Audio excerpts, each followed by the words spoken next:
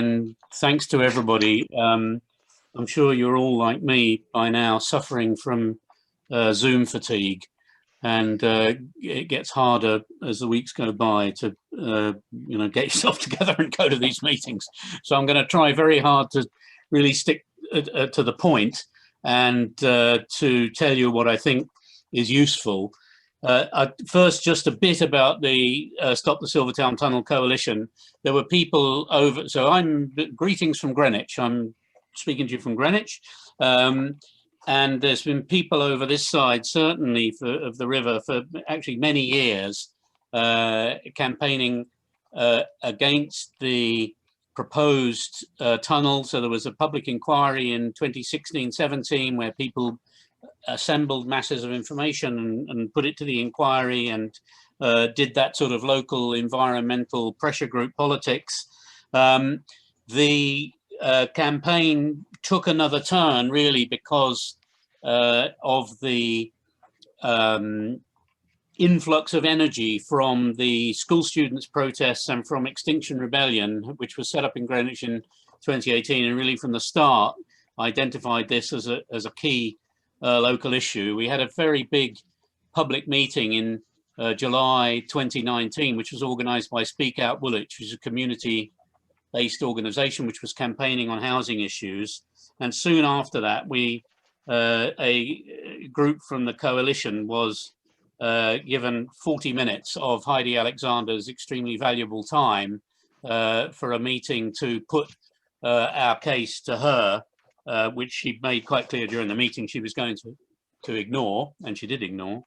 And obviously the campaign has suffered this year, as have all kinds of campaigns due to coronavirus, but we did have a demonstration. There was 3 people occupied the drilling rig on the Thames. We had a demonstration on the August bank holiday where we actually involved both sides of the river. So we've been doing all that. And clearly, you're all in the Labour Party. I'm not.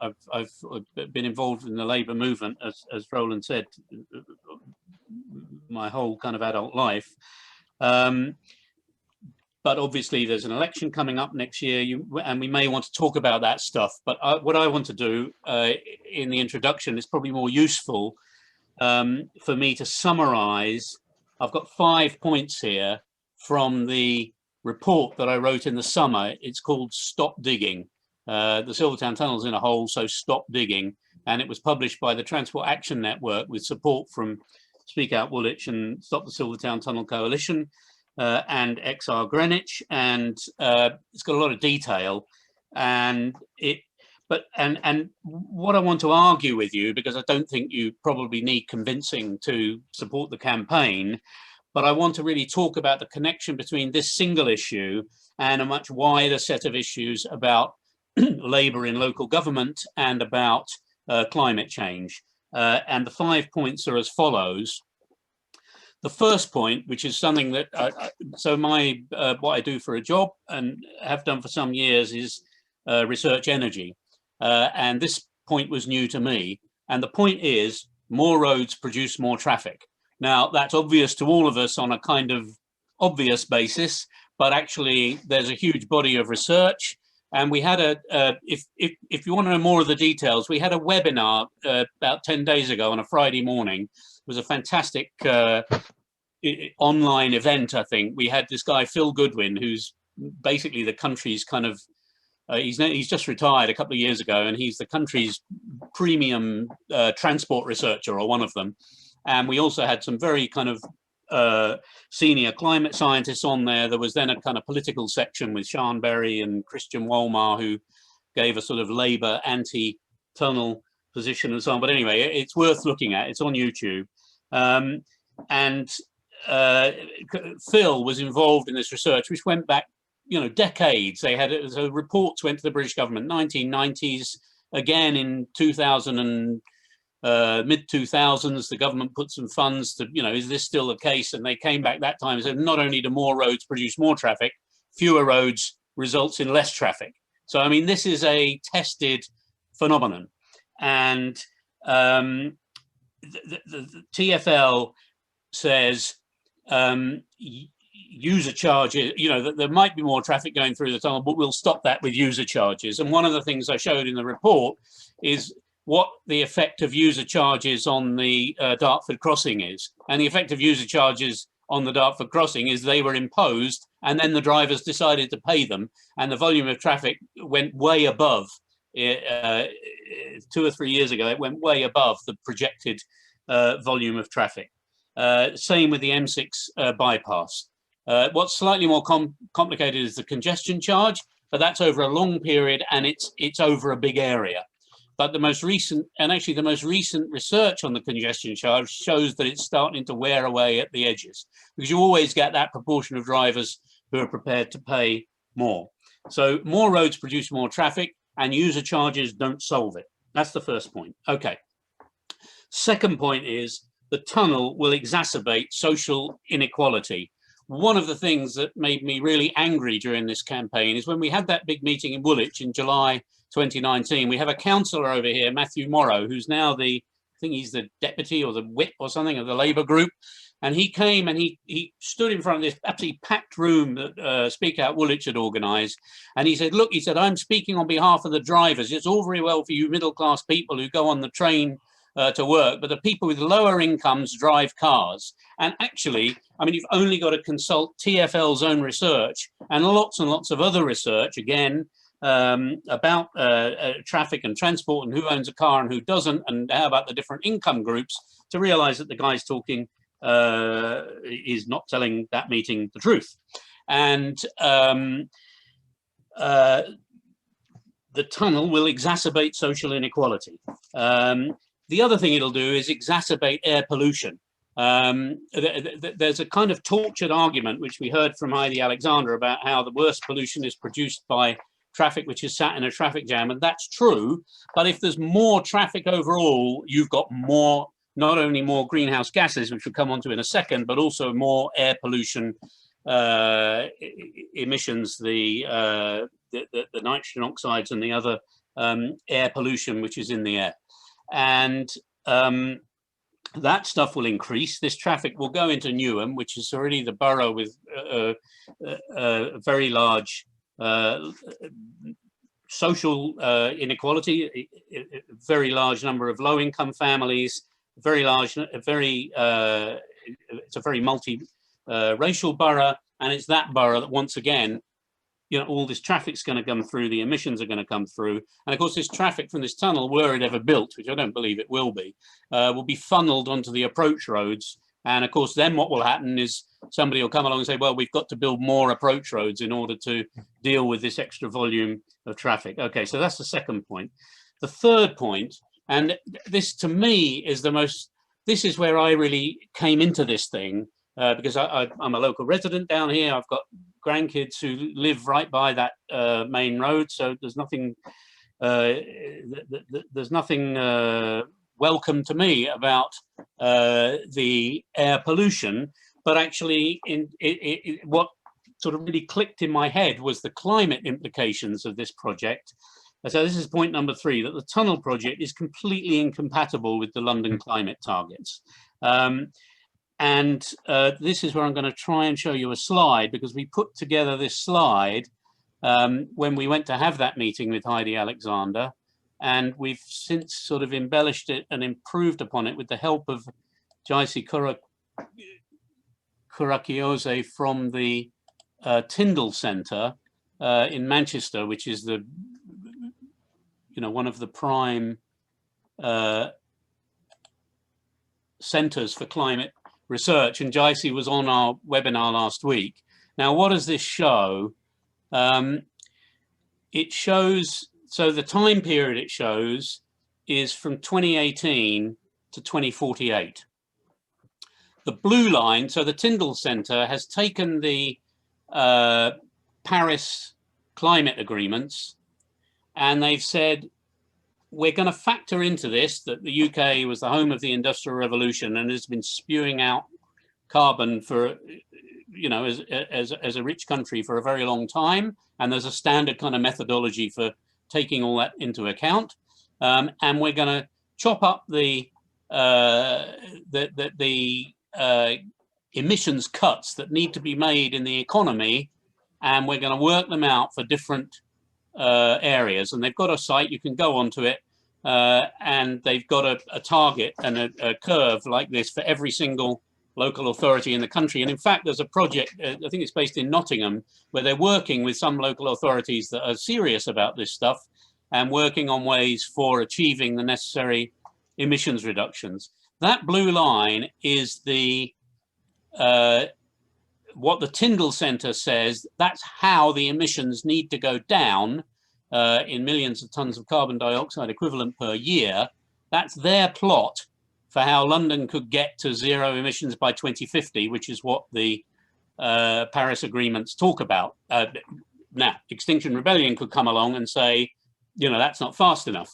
Somebody who's got, in fact, when we had the demo, we had a councillor there at Newham who is from a South Asian background, and he was very clear that, you know, if you were in Bangladesh, you would also want a quicker curve than the Tyndall Centre. But anyway, that's the curve they've got, right? The red line is what I've worked out, looking at with the help of Andrew Boswell, who works on this stuff. And that is based on what the Greater London Authority says it's trying to do. So the first point is that, as we know, when politicians try to do things, it doesn't always work out, right? But if all their plans worked out as they hope, that's where they would go with their emissions. And what you'll see is that they don't cut in the next 10 years. So if you look at, in fact, 20 years, if you look at going, well, no, let's focus on the next 10 years, 2028, they're way, way above what the Tyndall Centre says is necessary. Now, the green line is not on the same scale as the other two lines, but we've adjusted it so that this picture makes sense. The green line represents the operational assumptions, and we took that out of all the documentation for the tunnel. That's the operational assumptions that the guys are working with at Transport for London, right? They're assuming, I mean, transport sector only, admittedly. So, you know, if all emissions related to all buildings in the city stopped tomorrow, obviously you'd be closer to the blue line and that might not matter so much. But we know that's not going to happen. That's the speed at which they are assuming the emissions will go down in the transport sector. And I have to say that graph really scares me. It scares me because what it says is that not only would the tunnel make things worse and Transport for London would be less likely to get to that green line, let alone to the red line or the blue line. Not only would that be the case, but it would also be the case that the whole London environment policy and the London transport policy would be completely out of line with what's necessary in terms of the Paris climate agreements. And that brings me to the fourth point, which is the tunnel project is part of a transport policy that keeps road-based motor transport in a central position. And you have to read it carefully because there's a lot in there about cycling and walking and so on and so on. But when you get to the actual numbers, the mayor's transport strategy envisages that by 2041, which is only, you know, there's going to be only a few years left to meet all these targets. That's even according to the IPCC, never mind Extinction Rebellion or the people in the fishing village in Bangladesh. By 2041, there will be a 1/3 reduction in the number of car journeys. I mean, you know, to talk about an unimpressive and wimpish target would be kind. And it's a 10 to 15% reduction in the actual number of car kilometers traveled, right? So the actual volume of traffic, the London transport policy assumes, and that's if all their plans work out, will go down by between 10 and 15% by 2041.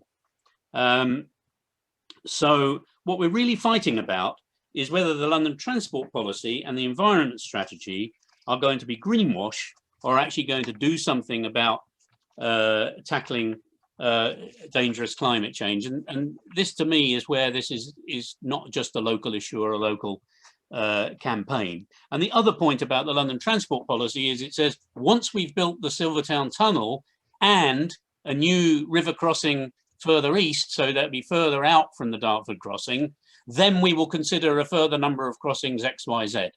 So, I mean, this is a road expansion approach, same approach as the government, by the way, which has this big £27 billion road building program, which the Transport Action Network is trying to stop with a legal challenge. But what is at stake here is it greenwash or is it a serious approach to climate change? And the other point on the transport policy is that there's a huge dollop of optimism about the effect of electric vehicles.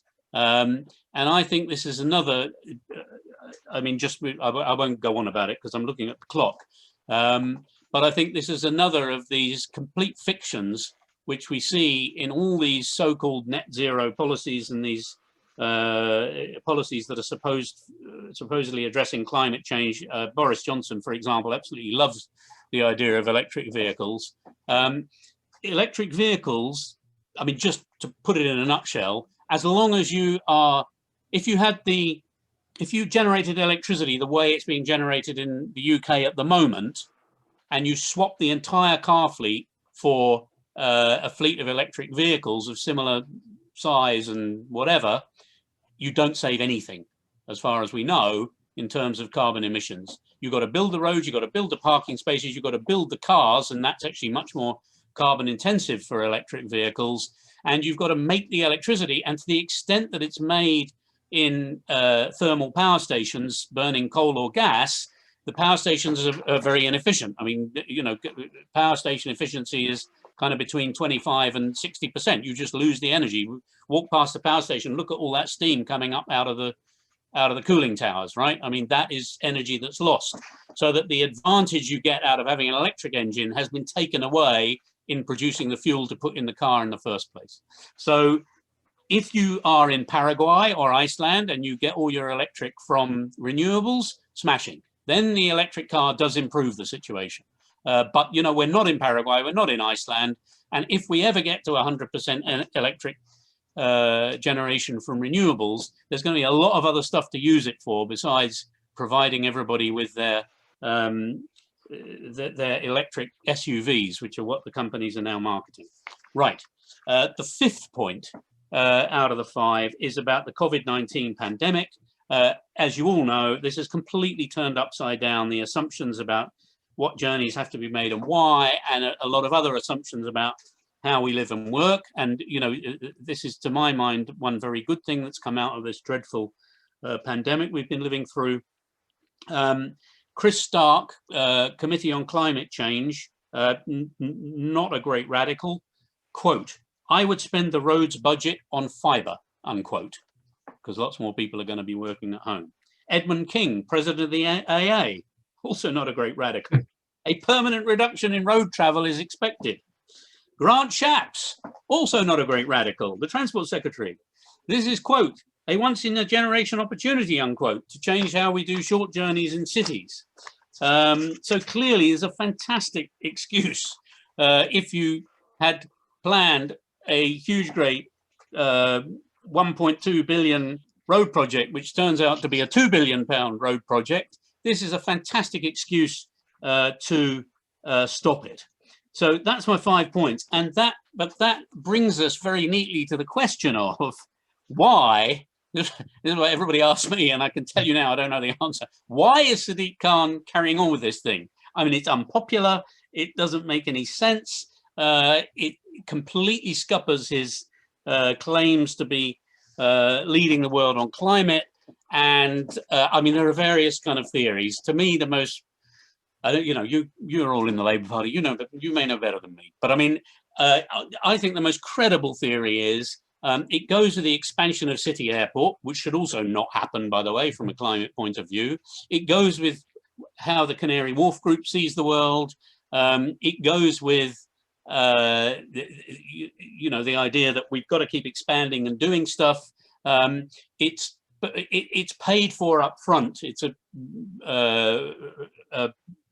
it's a private consortium, pays for the whole thing up front, and then future mayors, rather than the current mayor, have to then collect the tolls back and repay those private companies. So the problems are more in the future, and as well, you know, including the carbon problems. But I mean, honestly, even from, you know, let's call Sadiq a sort of middle of the road Labour politician. I mean, even from his point of view, I just can't see how it makes sense. And in fact, I'm only saying what Christian Wolmar, who's also a middle of the road Labour politician, said on our webinar last week. And to finish up, I mean, just the other thing that I've been thinking about is I found it extraordinary, and like many of you, I mean, I've been around a while doing different campaigning. I found it extraordinary. I mean, maybe this is nothing new, and maybe you're going to tell me that, but it's always, this is just a continuation of the same. I found it extraordinary, the level of kind of deception that the GLA and some of our councillors have been prepared to use. And I think this says something important about the battles that we're now facing about climate change. I've just spent the last couple of days, and I was chatting with Sam about this, thinking about hydrogen. You know, hydrogen is suddenly the great answer to all carbon problems. And I mean, the extent to which it's a myth, I won't start going on about it because I'll use up too much of your time. But the point is, I think that we're fighting actually a whole series of battles against greenwash. You know, 20, 30 years ago, we were fighting against people who were claiming that there was no such thing as climate change. And of course, there are still a few. And, you know, they are presidents of important countries. But I don't think that's the real danger here in Europe and in the UK, where the political leaders are claiming to be leading the world on climate. I think what we face here is, you know, very much like some of the things we fought about, words like democracy or socialism. People use them and manage to turn them completely inside out with their meaning. And I think that's what we have here with decarbonisation. So just anyway, just a few quick examples. I can give more detail if you want. I mean, we had from Len Duval and Heidi Alexander claimed that C40, which is this organisation of world cities that London, Paris, New York and everybody else are all part of, had done an independent assessment of London's climate policies and confirmed that they're compatible with the Paris targets. It's just not true. I mean, they paid some consultants from Arup to compare the policies to a list of C40's own creation, came back, and God knows how many thousands of dollars they spent on that. There's an absolutely reputable academic institution that's done the work, the Tyndall Centre, and we actually asked JICE on the call last week, has London been in touch with you about their very well worked out research? And the answer is no. Second example, Heidi Alexander and several of the Greenwich councils said several times that the tunnel is not expected to increase the level of emissions. I mean, you really don't know where to start when people say things like that. It's not true. The GLA claims, here's another example. The GLA claimed that the modelling showed that the user charge will deal with the induced traffic effect. It's just not true.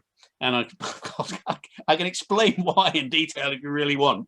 But it's the point is the ease with which councillors and other supporters of the project are just dishing up untrue statements is surprising, even to me. So conclusions are: 1, the tunnel is ruinous in itself, but it's part of a transport policy that's even more ruinous and which is completely incompatible with any claim that the GLA is going to do what needs to be done about climate change. 2, by presenting this policy as somehow climate friendly or green, the GLA is not only defending a bad project, but it's undermining political discussion of climate issues with a pile of misconceptions. And 3, this means it's crucial not only to continue to resist this particular project, but to make that resistance part of a growing awareness in the labour movement of policies that really can tackle climate change as distinct from those that cannot. And I'll stop there.